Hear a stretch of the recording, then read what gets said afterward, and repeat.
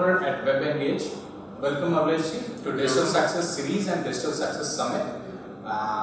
So we'll get into the question right away. How do you define your role or your business to a person who is a non-tech, be it my grandmother? Okay, thanks for having me. My name is Avlesh and I run this company called WebEngage. In very layman terms, we help you make more money from your existing customers. So that's the one simple explanation of what WebEngage does. The how-tos are a little bit more complicated, but it's always about being able to retain your customers for the longest period of time and getting them to do repeat transactions from you over the entire time. That's essentially what it is. So basically you are improving the efficiency of transactions or a relationship between a customer and a business. I think it's the relationship part. You're basically keeping your audience engaged, you're keeping your users engaged so that you have a recall value. You are always there when they need to make a purchase. And because of that relationship that you build by virtue of the engagement, they think of you as the first sort of destination, right, to make a transaction. We enable that engagement. Okay. So, I mean, if we talk about, to be very specific, in service-driven businesses, emotional connect is really very important, be it B2C or be it B2B.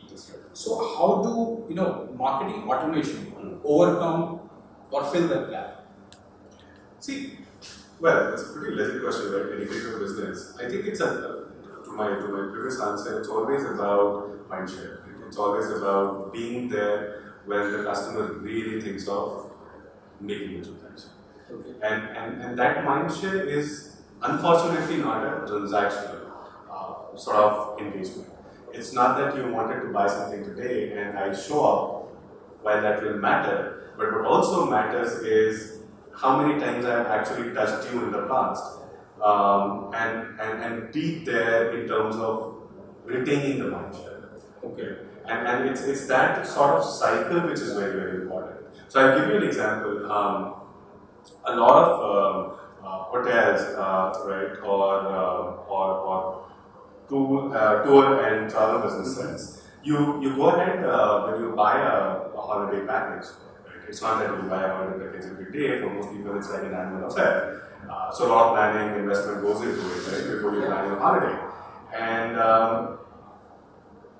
you make your buying of the holiday package pretty well in advance.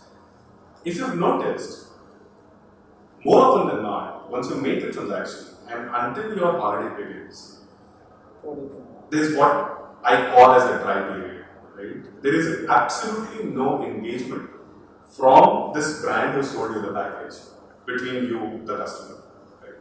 And that essentially is terrible because that's the time you got to build your rapport with this customer. There's so exciting about going on a holiday. Yeah, and you can expect cross sales. There's so much, right? Even from a business standpoint, there's so much that you can do. Yeah. But even if you keep the transactional aspects aside, you're going to a holiday to Australia, these are the 5 things you do. You shouldn't forget packing this because you expect the weather to be bad. Yes. A lot of that is essentially what helps you build that rapport. Right. And what I've been always sort of talking about when it comes to engagement is that brands really need to figure this out. Because that period is sort of a lost opportunity. Absolutely. And next year we'll worry whether this guy will buy from you or not. If the guy chooses not to, it's because you actually sat on an opportunity and didn't do anything about it. It was just a transaction. It was not an engagement. Right. You convert a transaction into an engagement and you'll see the numbers. Okay. So that's the hypothesis. Awesome. So, do you think automation is cost effective and more efficient? But as we have already discussed, it's less human. Right. Okay. Right. So, how do SMEs get into the dynamics of automation when it comes to marketing? If they have a budget, right? And this budget could be part of the overall marketing budget. Sure. Not part of the system, a new infrastructure. That's right. Then what do you suggest? What should be the steps SME or business? Let me break it down. Yeah. Right? So, two aspects of this. One is, of course, we are talking about a cost aspect of it. The second is the human aspect of it. Right? Now, the cost aspect of it, because the term marketing automation naturally, it appears to be coming from the marketing budget, which it, in most cases it is. However, there's an increasing trend. If you see companies in the subcontinent, product teams are starting to own up retention as their KPI. Right? So, marketing is about acquisition, marketing is also about retention. Right? While acquisition continues to be a beast and it will continue to be owned by marketing always, retention is sort of great, right? How you do it and what your retention goals are. Products will have a different view on it, services will have a different view on it. Across domains, you'll see sort of different ways of looking at the problem. The Ola guy will think about it differently, and the Flipkart will think about it differently. So point I'm trying to make is the owner of this problem may change depending upon the nature of the problem and the retention problem, and the budget should then definitely come from there. Right. Talking about the cost effectiveness, when I can speak from numbers about our customers, we deliver a minimum of 10x on the number within the first 6 months, just within the first 6 months, provided that individuals have been done right and blah, blah, blah, blah. Okay. So, the proven time in the game that it is not a cost center. Retention and engagement is a clear impact on revenues. In cases, we have gone up, we have upped the revenue by 20%. Your overall revenue by 20%. Just by enabling more repeat transactions for the same set of customers that you already have. We're not in the business of bringing new customers. Right. So cost effectiveness, I think it's established and it's a no-brainer. Coming to the human aspect of it, see, B2B businesses are sort of more direct, and at any point of time, it's not that you have to deal with millions of users. Both sides, it's about numbers. Both sides, it's right. about numbers. So Yes. emotional connect is somehow It's there, right? You can pick up the phone and call somebody, Yeah. right, in a B2B business. The unfortunate nature of B2C businesses, talk about e-commerce, travel, hospitality, insurance, all of these businesses, it's a plenty problem, right?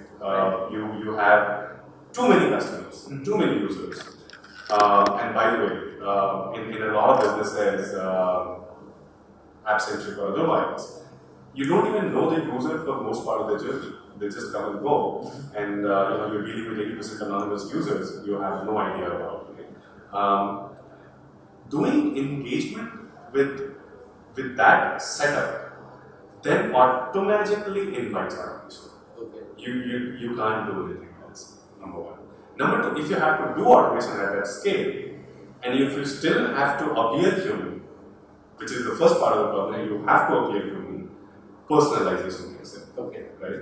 And your success factor then sort of is limited by how much you can personalize. So basically, we are talking about maybe intelligent. Are we getting to intelligent part? Segment of one. How do you, at millions of users scale, how do you build segments of one and talk one-on-one in a hyper-personalized manner? We specialize in that, right? I think the problem we've solved is this. Okay. Great. So, the next question, we already discussed about a lot of questions. I will ask you, what would be your suggestions in terms of tools? You can suggest us 3, 4, 5 number of tools which are free paid, but are really amazing. And on top of your mind, I think every business which aspires to do some online business should definitely have Google Analytics. It's a no-brainer.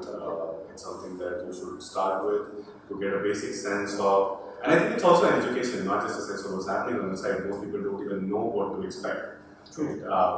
What is analytics supposed to teach me when you're starting out? So in those cases, it does a basic education job also, and gives you a very good view of or handle on what really is happening on the website. Like, are people really coming to your site? Are they really looking at stuff? If they are, what are they looking at? Of the 20 pages that you have, which are the two that people are most interested in. All of those are very valuable insights, even though on a smaller base, but it pushes you in a direction.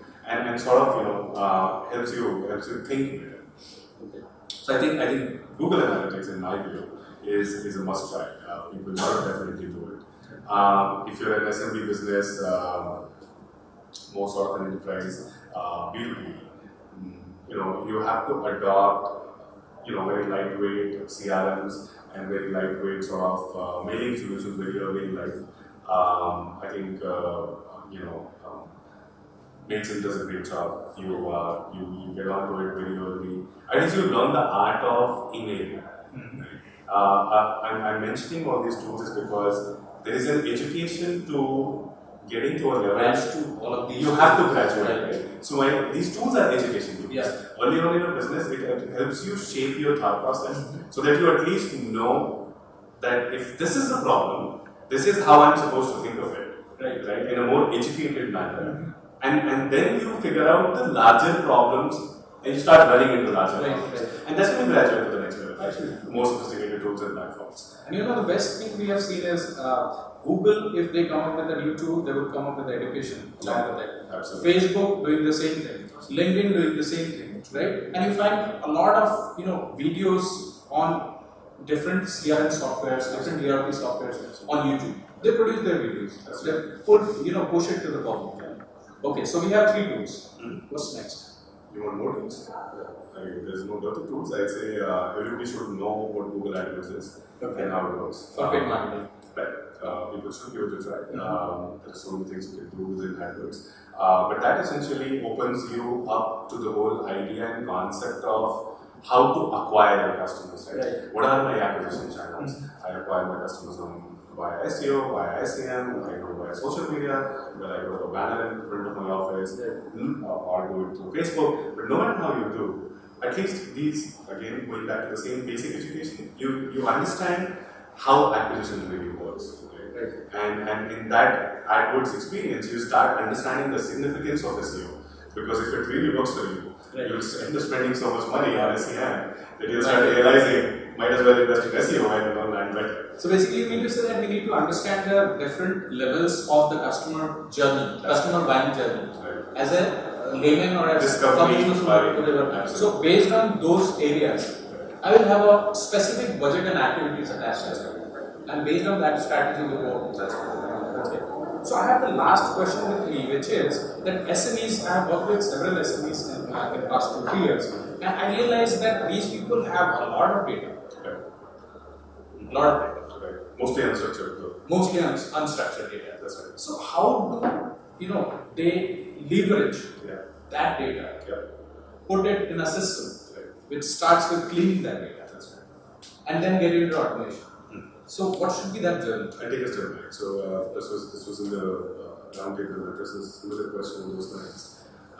So there's a gentleman who kind of runs a bunch of stores, which basically sells mobile phones, and 20-25 outlets he has, and they've been capturing user information since day one through different sources. Right. So the store somebody walks in, they buy, they capture their name, email, phone number, all that, and they've had that data for the longest period of time. Now they have lots of data. Now they don't know what to do with it, and so the question was pretty similar. How should we go about cleaning data and setting up automation? The step back again, as I said always, and I've been saying this since morning, is why do you want to do it? Right? So let's figure out the why of it. The how is easy. How is always easy. Tools are all the same. They're all replaceable. Some are good, some are extremely good, some are terribly bad. But depending on what you want to do, even the terribly bad product will work for you. Okay. The question is, what do you want? Okay. So then, what we in discussion, what we had identified was the fact that he wanted to do was to figure out, or rather, make more money from the same customers, which is essentially what the objective of automation is. So what does that mean is I want to really know if my customers buy from me again or not. Now, if they already do, if 100% of your customers are repeat buyers, you don't need automation, you're doing right there, right? So if you want to grow the business, then you focus on acquisition, because retention can help you any further. And there are different benchmarks for different industries, right? So find what your benchmark is. If you're selling a mobile phone, you're probably talking about a 12-month repeat buying cycle. People get bored with their phones in 15-month window, and they probably go shopping again. Maybe longer, right? Or shorter, depending on which brand you bought. So keeping that in mind and putting the benchmark, if you say my repeat buying pattern today, and it's not hard to analyze your current data, right? You can simply do it within Excel. Right? Put all that data somewhere, do your basic analysis, you figure out what is my first reorder rate, what is my second reorder rate, third reorder rate, 3-4 basic things that you want to know. Find out in your current data. You don't need tools for it. It will be a lot of donkey work. It's okay. It's only worth exercise. Now when you see that data, then you see opportunities. Yes. When is it my first reorder rate is, let's say, 10%, and industry benchmark says 25%. So now you need automation. Now you have a problem to solve. Yes. So when you look forward to an automation tool or data cleansing and anything else that you will subsequently do, will have a purpose. Right. Will have a purpose of getting this number from 10 to 25, and then you work backwards. Right. So now what do I need to do? Well, I have a day 6 campaign, I have a day 20 campaign, I have a day 100 campaign, and I do something, right, to move that number and consistently measure in a more real-time manner so that I can improve that feedback loop. So it's that what SMBs need to be forced into. They need to think about it and step back in their decision making, not to think of tools, but to think of the whys. Right? Why do I need something? It's because I have a business problem. I want to grow 3x this year. Now, if I want to grow 3x this year, it's not going to magically happen. Yeah. So I need to work backwards. What do I need to do? I need to build my acquisition channels, grow my acquisition channels. I need to make more money from my existing customers. Then, if I'm making so much money from my existing customers, is there room to make more? Has anyone in the world ever made more than this? Yeah. So you start pushing yourself towards it. It's more education, but then that itself actually helps you improve that cycle of finding the right tool and then helping solve the problem. Of course. So basically, you are talking about customer retention, customer acquisition, and for every business, it works well. Right? If you have your numbers on paper that you want to achieve this much of growth this year, You'll have this particular quarter. You'll work backwards, you'll look at the data, right? Absolutely. This is the cleaning. I don't see any other cleaner and more scientific way to do it. Everything else appears very ad hoc. It may be best effort basis, it may be best intent basis, but it will definitely not be best outcome basis, right? Because things will never be correct. Yeah, and there could be several aspects to it. That's right. If let's say if I want to understand, if let's say I'm in a pharmacy business, I have 25, 30, 100 chains, right? And then I'm looking at, let's say, I want to know that how many pregnant women bought medicines in last 3 years, and what is the probability based on that? Let's say we look at 5 years down the line, and then we'll project that what needs to be done, what kind of campaigns I should be looking at for this particular niche, right? So there could be n number of aspects to it. If you have data and if you know what is my business problem and how I'm going to solve it. That's fantastic. Thank you so much, Avlesh ji. Thanks a lot for joining us on Digital Success Series. And